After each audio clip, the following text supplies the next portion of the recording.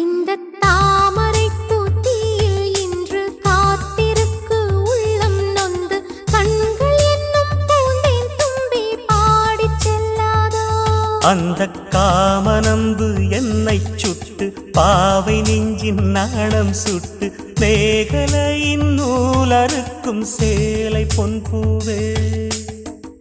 விண்ணியது தாமரை வண்டு தொடும் நாளிலா பாவை மயில் சாயுதே மன்னவனின் மார்பிலோ முத்தத்தாலே பெண்ணே சேலை நெய்வேன் கண்ணே நாணத்தால் ஓராடை சூடிக் கொள்வேன் நானே